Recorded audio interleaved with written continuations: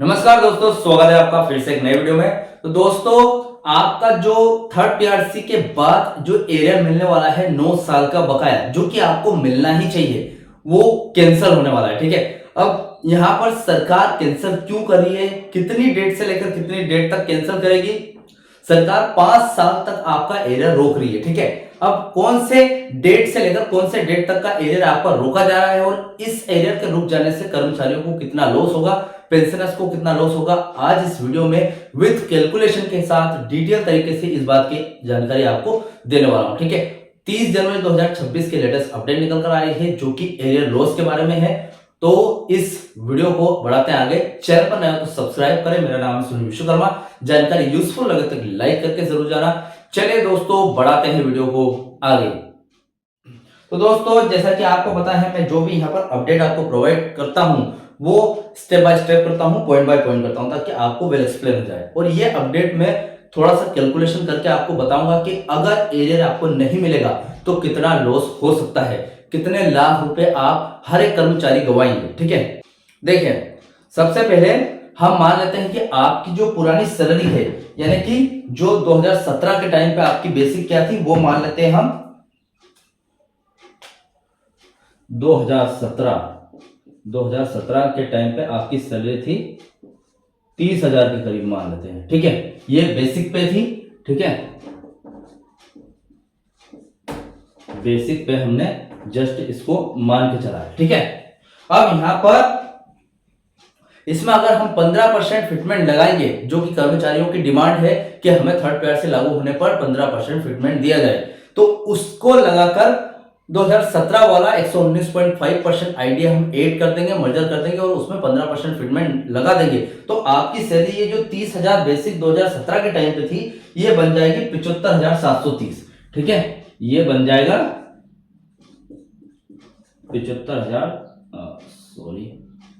730 रुपए के समथिंग। ठीक है, इतना बन जाएगी। क्लियर है? मैंने मतलब डायरेक्ट आपको वो नहीं बताया है कि कैसे कैलकुलेशन किया, हमने कुछ नहीं किया। 30,000 बेसिकली 119.5% उसमें जोड़ दिया और उसमें 15% फिटमेंट लगा दिया, तो ये हमारी जो नई थर्ड पीआरसी के बाद इतनी आपकी सैलरी बन जाएगी। ठीक है, इसके बाद यहाँ पर फुल कैश एरियर के हिसाब से इसमें आपको 1 जनवरी 2017 से लेके दिसंबर 2025, ठीक है,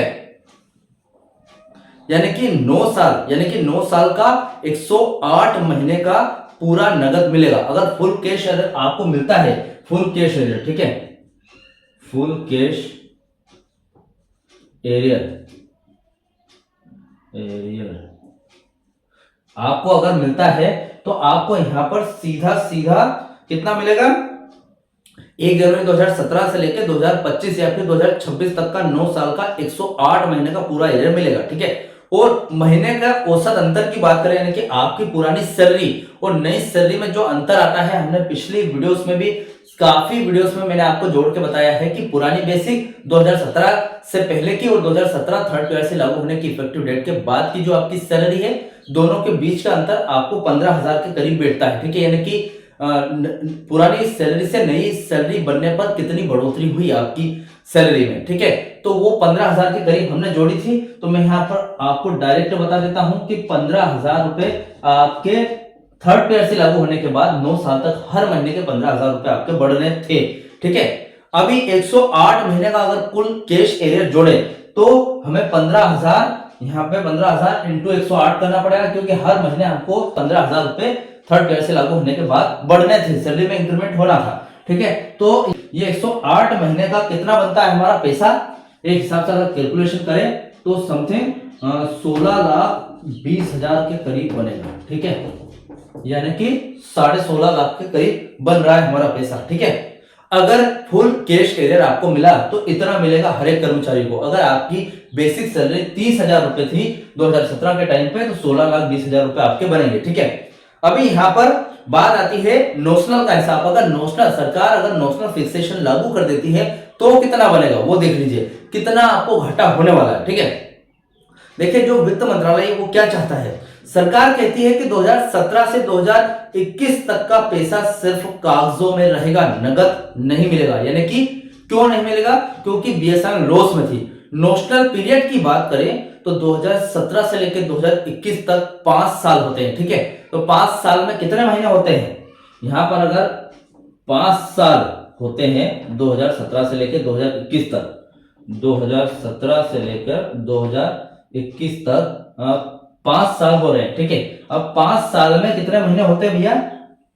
यहाँ पर 5 साल में 60 महीने होते हैं। ठीक है, 60 महीने होते हैं। तो ये 60 महीने का हमने क्या किया, ये जो 15,000 हमें हर महीने मिलने थे, तो 15,000 इंटू 60 कर दिया, तो कितना निकल कर आ रहा है सर? समथिंग करीब 9 लाख। ठीक है, 9 लाख। ठीक है, तो ये जो नुकसान है ये आपको, ये जो 9 लाख रुपए हमने निकाले यहाँ पर 9 लाख रुपए, ये आपको कभी नहीं मिलने वाले हैं, क्योंकि इसमें नॉमिनल फिक्सेशन लागू हो जाएगा। क्योंकि 2017 से लेकर 2021 तक बीएसएनएल लॉस में थी, इसलिए 9 लाख रुपए आपको नहीं मिलेगा। ठीक है, अब कैश पीरियड की बात करें तो कैश पीरियड आपको कितना मिलने वाला है अगर नॉमिनल फिक्सेशन लागू हो जाता है? ठीक है, नॉमिनल अगर हो जाता है लागू, ये नॉमिनल लागू हो गया। ठीक है, इसके बाद तो नॉमिनल अगर लागू हो जाता है तो ये तो आपको नहीं मिलेगा, 9 लाख रुपए आपके गए। लेकिन मिलेंगे कौन से, कौन सी डेट से मिलेंगे आपको? यहां पर कैश पीरियड, यानी कि कंपनी ने यहां पर फायदा किया था, यहां पर कैश पीरियड लागू होता है 2022 से लेकर 2025 तक। ठीक है, तो इसमें समथिंग 4 साल होते हैं, ये 4 साल होंगे। और अगर महीने की बात करूं तो महीने होंगे इसमें 48 महीने। ठीक है, 48 महीने, इसमें 48 मंथ होते हैं। तो कैश पीरियड आपको 2022 से 2025 के बीच में मिलेगा, जिसमें 4 साल होते हैं। और महीने की बात करूं तो 48 महीने हो गए। ठीक है, इसमें 15,000 के हिसाब से कितना लगेगा देख लेते हैं। थोड़ा सा लाइट चली गई है तो थोड़ा उजाला करना पड़ेगा कि नहीं? आपको अब दिख रहा होगा, वैसे लाइट आई नहीं है, लेकिन मैंने डे लाइट में आपको ये वीडियो बनाकर बताऊंगा। वैसे कैलकुलेशन में तो लाइट जानी ही नहीं चाहिए, लेकिन चली गई तो कोई बात नहीं है। तो हमारा कैश पीरियड है 2022 से लेकर 2025 तक का, 4 साल बनते हैं और 48 महीने बनते हैं 4 साल में।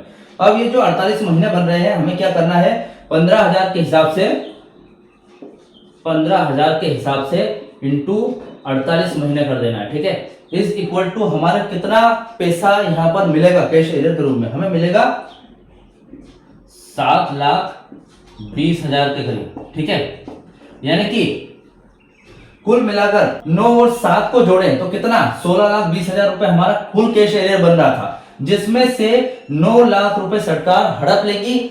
इन कैश एरियर जो देना था उसमें से 9 लाख रुपए नॉमिनल फिक्सेशन करके सिर्फ डॉक्यूमेंट में लिख देंगे कि आपको एरियर मिल गया है, आपकी सैलरी या फिर पेंशन में इंक्रीमेंट हो गया है। और उसके बाद जो 9 लाख एरियर का बन रहा था वो हड़प लेगी। ठीक है, जो कि हर महीने 15,000 रुपए आपके थे, समथिंग 60 महीने का पैसा सरकार हड़प लेगी, 9 लाख रुपए।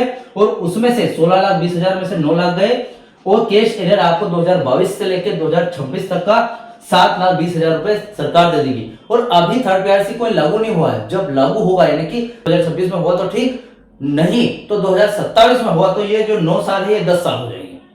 तो आपको 7,20,000 रुपए 9 साल के नहीं मिल रहे हैं, ये सिर्फ 4 साल का एरियर मिलेगा। ठीक है, सिर्फ 4 साल का एरियर। तो जस्ट ये कैलकुलेशन करने का मेरा यही मतलब था कि आपको पूरा बताना था।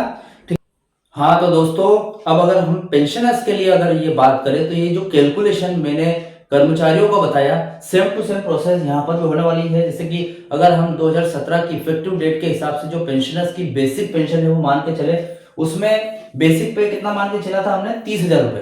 ठीक है, वो बेसिक पेंशन है उसको मान के चला हमने कि इससे आधा, यानी कि अगर पेंशन मिलती है तो आधा हो जाता है, तो हम 15,000 मान के चलते हैं। ठीक है, यानी कि 2017 के हिसाब से फुल कैश एरियर आपको बेसिक पे 30,000 का कितना मिलेगा, सिर्फ 4 साल का मिल रहा है। ठीक है, अब यहाँ पर नॉमिनल पे जो फिक्सेशन है वो पेंशन में लागू हो जाता है।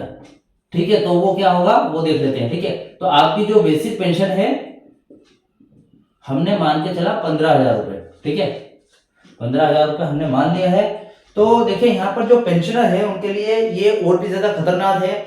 अभी हमने आपकी बेसिक पे जो बेसिक पेंशन है वो 15,000 रुपए मान ली, जो कि 2017 के टाइम पे थी। ठीक है, अब थर्ड पीआरसी लागू हो जाने के बाद आपकी जो बेसिक पेंशन 15,000 थी वो थर्ड पीआरसी लागू हो जाने, अरे यार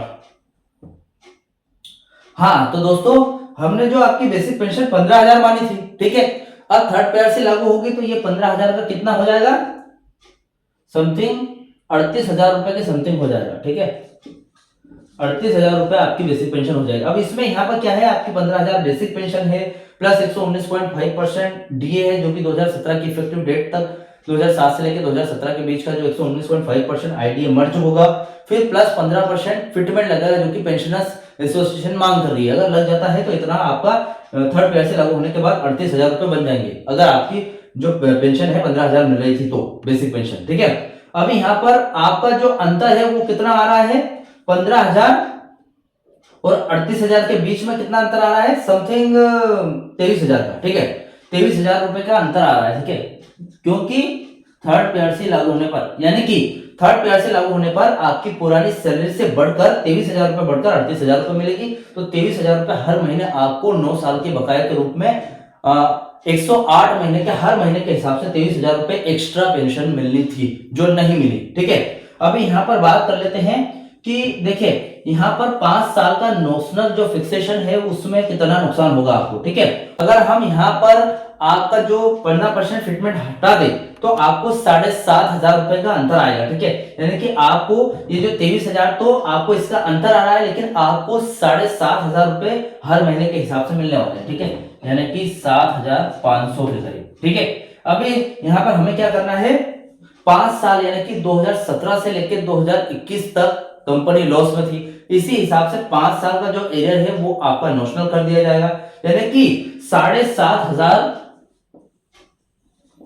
हमने देख लिया जो अंतर आया था, इसमें से यहां पर 7,500 का इंटू 60 कराएंगे, यानी कि 5 साल में 60 महीने होते हैं, तो 60 महीने हर महीने आपको 7,500 रुपए मिलते, तो कितना हो जाता 60 महीने का, समथिंग 4.5 लाख रुपए के करीब, ठीक है, 4.5 लाख रुपए के करीब आपका बनता है, जो आपको नोशनल फिक्सेशन की वजह से नहीं मिलेगा। अब खतरा यह है कि अगर पेंशनर 2017 से 2021 के बीच का है तो उससे कम्यूटेशन के अंतर का पैसा भी नहीं मिलेगा, जो कि 2 से 3 लाख रुपए अलग से होता है, यानी कि आपकी जो पेंशन कमिट होती है, ठीक है, उस टाइम, और आप 2017 से लेकर 2021 के बीच रिटायर हो तो आपकी पेंशन कम्यूटेशन का पैसा भी नहीं मिलेगा, जो कि 2 से 3 लाख रुपए बनता है। अगर 2 लाख रुपए भी बनता है या फिर 2.5 लाख रुपए, हम 2 लाख रुपए अगर हम मान लें तो ये 6.5 लाख के करीब हो जाएगा, प्लस हम इसमें 2 और कर देंगे तो 6.50 हो जाएगा, ठीक है। तो आपका जो 6.5 लाख रुपए है 5 साल का थर्ड पेयर से लागू होने के बाद वो आपको बिल्कुल भी नहीं मिलेगा, सिर्फ इन डॉक्यूमेंट यहाँ पर लागू कर दिया जाएगा, ठीक है। तो यहाँ पर यही बात आती है। अब इसके बाद भी अगर हम देखें तो यहाँ पर आज इस वीडियो में मैंने आपको पूरी कैलकुलेशन करके बता दी है कि अगर नोशनल फिक्सेशन लागू हो गया कागजी कार्यवाही में और प्रैक्टिकली आपको नहीं मिलता है तो जो पेंशनर्स है उनको कितना नुकसान होगा, नहीं तो जो कर्मचारी है उनको कितना नुकसान होगा और जो पेंशनर्स है उनको कितना नुकसान होगा, ठीक है। तो पूरी जानकारी आज इस वीडियो में डिटेल तरीके से मैंने दे दी है, और इस अपडेट से रिलेटेड, इस कैलकुलेशन से रिलेटेड, एरियल कैलकुलेशन से रिलेटेड आपके जो भी डाउट क्वेश्चन वगैरह हो तो मुझे कमेंट बॉक्स में कमेंट कर सकते हैं। वीडियो अच्छा लगा हो तो वीडियो को लाइक कमेंट से जरूर करें। मिलते हैं दोस्तों नेक्स्ट वीडियो में। सी यू सून।